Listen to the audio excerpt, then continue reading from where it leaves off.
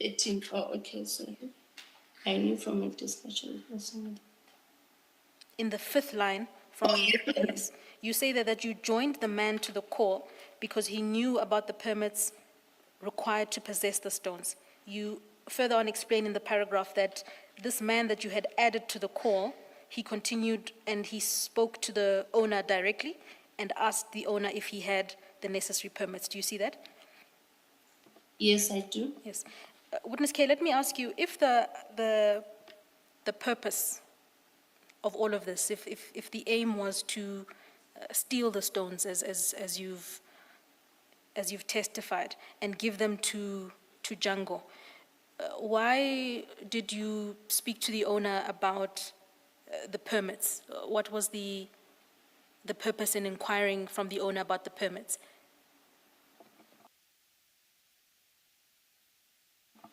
Why not just take the stones?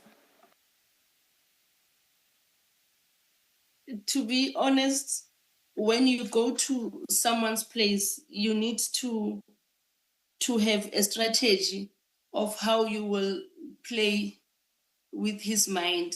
So if you have full information, he will think that we are taking the stones to be booked at the police station, as well as we knew that they were not going to be taken, like to be booked at the nearest police station.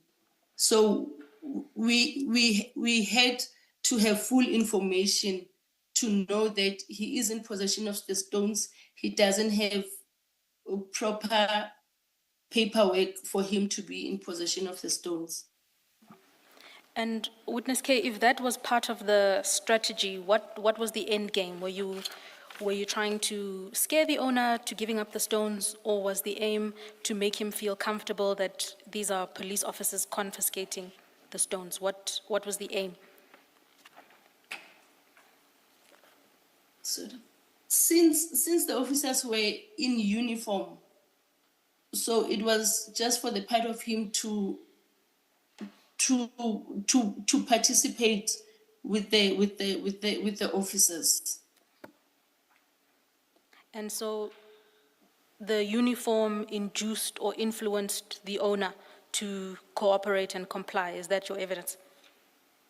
Yes. Thank you, Witness K. Can I ask you to go to paragraph 14, please? Okay.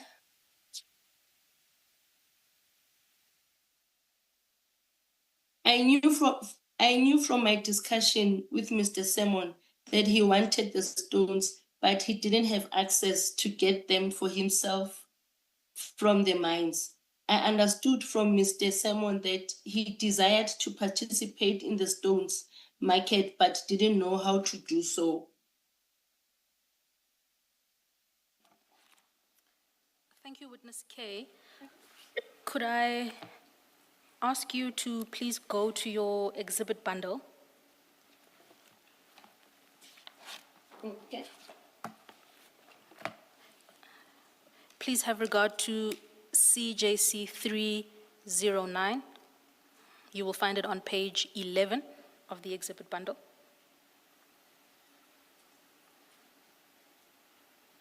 Okay, I'm there now, Advocate. Are you there? Do you see there the heading on the top of the page titled Warning Statement? Yes, I do. On page 11. Just to give you context, this is a statement that was taken down by the IO, the inspecting officer in this matter. You will see there in paragraph 1. Do you see paragraph 1? Yes, I do.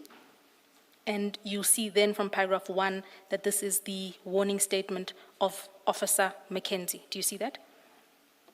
Yes, I do. Thank you. Witness K, could you please have regard to paragraph 2 of that warning statement? Okay. I'll read it for you. It said, on the day in question, I imagine, on the day in question, I was on duty in full uniform. This is Officer Mkhwanazi speaking. He says, I was on duty in Yes. full uniform and equipment when Constable Stalls told me she got a call from a JMPD member who needed assistance with recovery of stones in Rosebank. Do you see that? Yes, I do. Witness K, are you the JMPD member being referred to in paragraph 2 by Officer Stalls? Yes, that's me. Witness K, in paragraph 2, Officer Mkhwanazi describes the purpose of what occurred on the day, or he describes what occurred on the day. And if you look towards the end of paragraph 2, he says he received a call, Officer Stalls received a call from a JMPD member who needed assistance with the recovery of stones in Rosebank. Now, is it correct that you called Officer Stalls and you told her that you required assistance with the recovery of stones in Rosebank? Is that correct? No, it's not. I was only speaking to Mr. Mkhwanazi, and Mr. Mkhwanazi is the one who introduced me to the officers and the civilian on the same day in the morning. And let me ask you about the use of the word recovery in paragraph 2. Do you see that? In the last sentence there of that paragraph, Officer Mkhwanazi says the call was received from a JMPD member who you confirmed is yourself, and the JMPD member indicated that they needed assistance with recovery of stones in Rosebank. You see that? Yes, I do. Now, the use of the word recovery suggests something that is stolen or something that has been lost. So when he says the recovery of the stones in Rosebank, it suggests that those stones were stolen or lost, but that can't be the case, right? Yes, it's not true. Because those stones at that point in time were in the possession of their owner. Is that not so? Yes, it is. Witness K, if you have regard to paragraph 3 of that same statement, I won't read it, but you can see there that Officer Mkhwanazi confirms what you said, which is that they went to the SAPS in Rosebank and they made an OB entry. Do you see that? Yes, I do. On that same page, Officer Mkhwanazi continues to set out some detail about what occurred. You have already covered some of it in your evidence, but I'm going to ask you to look at paragraph 6 on page 11. Do you see that? Okay, yes, I do. There. Now, I'll read that for you. He granted us permission to search, and in his presence we found stones, full stop. Do you see that? Yes. Yes, I do. So if you read that paragraph in reference to the statement, the logical conclusion then would be that when Officer Mkhwanazi says he granted us permission to search, he's referring to the owner of the apartment granting them permission to search. Does that make sense? Yes. Okay. So the second sentence in paragraph 6 reads, and in his clothes cupboard, in his room, that's the completion of the sentence, my apologies. That's where they found the stones, in his clothes cupboard, in his room. He, being the owner, confessed that it is lithium and he doesn't have a permit to deal with the stones, and he does not have it. I imagine trying to say he had not yet have it on his person, meaning he didn't have the permit. Do you see that in paragraph 6? Yes, I do. Is it correct? It cannot be correct there that the stones found by Officer Mkhwanazi at the residence in Kilani were lithium. Do you see that reference to lithium there? Yes, I see. Your evidence earlier was that the stones they were there to seize in the property was sugilite. Do you recall that? Yes. So when Officer Mkhwanazi says that the stones that were found were lithium, that cannot be correct. Do you agree with that? Yes.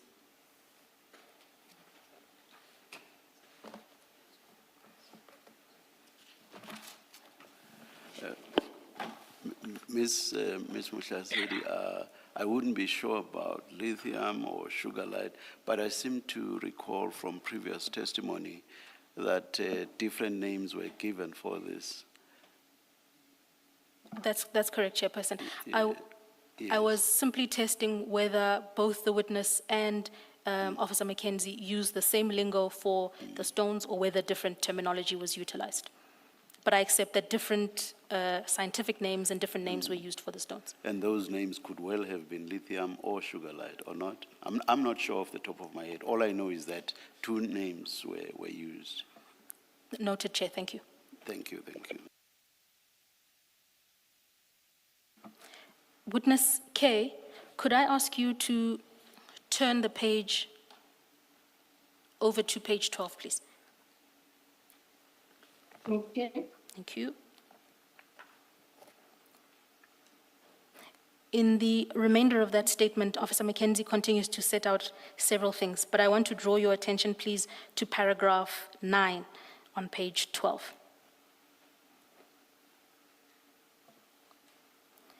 Are you there? Okay. In paragraph 9, Officer Mackenzie states that K. Stolz called the JMPD officer and put the white male on the call with him to explain and question him. Now, you've earlier confirmed that that reference to the JMPD officer is yourself, Yes. and that you were, in fact, on a call with the owner of the stones, who I assume Officer Mackenzie is referring to as the white male. Yes. The second sentence of that paragraph then says, he then spoke over the phone with a expert also. Do you see that? Yes, I do. Who do you understand that reference of expert to be? Is it a reference? Okay, I can't say.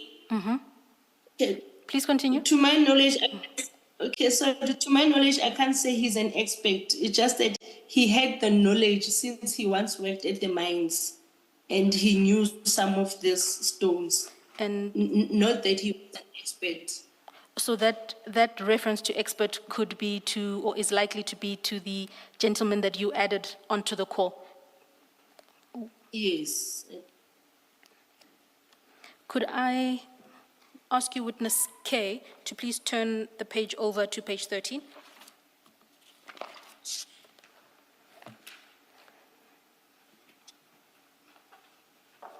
Okay, I'm there. In a similar vein to the warning statement we just previously went through, this is another warning statement. And when regard is had to paragraph 1, you can see that that is the warning statement of Officer Stolz. Do you see that? Yes, I do. You've already confirmed for us that the JMPD officer being referred to is yourself. Could I ask you to go down further in that page? Okay. If you have a look, I'll give you the paragraph number right now. The paragraphs are not numbered. Perhaps just give us the first few words Indeed, of the... indeed, Chairperson. Yes. If you turn over the page, please, witness K.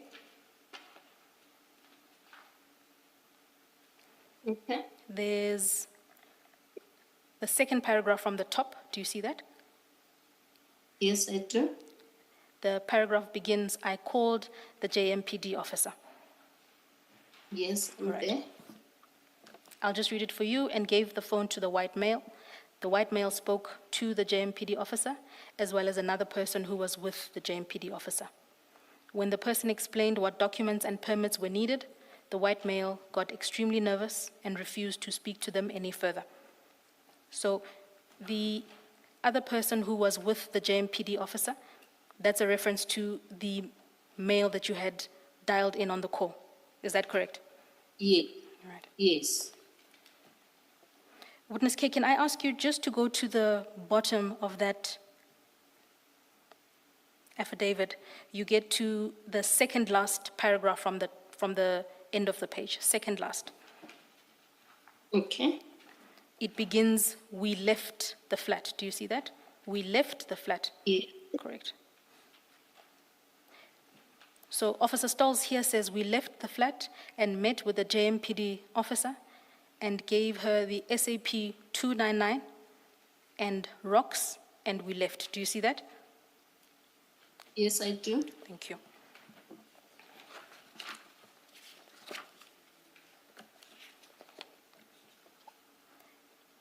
Could I ask you to turn over the page to page 15?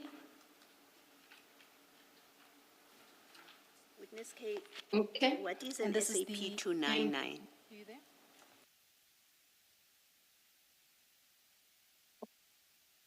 I'm not sure, but I think it's the paper they use to book the exhibit and hand it over to SAP dating. So Officer Stolz gave you that form? No, he didn't. Okay, thank She you. didn't. She did not, thank you. Thank you, Commissioner. Witness K, I had drawn your attention to page 15, please. We were on Okay, I'm here. Thank you. That is the warning statement of Mr. Etienne van der Walt. If you have regard to the first sentence, he says there, "I, Etienne van der Walt." Do you see that? Yes, I do. Right. I won't take you through the statement in detail, as it does confirm what has been set out in the previous statements. I'm going to ask you to have regard there to paragraph 2. Okay. Thank you. Let me read the following paragraph for you. My apologies, paragraph 3. He says, "We were en route." By we, he's referring to himself and the officers identified above. He says, "We were en route to our first Rosebank and asked if I could accompany them quickly. And then we would continue to do the patrols of the truck stops when we were done." Do you see that? Yes, I do. And once more, that reference to JMPD officer is a reference to yourself? Yes. Chairperson, But please continue. yes, but still, I'm not the one who called Officer Stolz Thank you. here. Thank you, Witness K. Chairperson.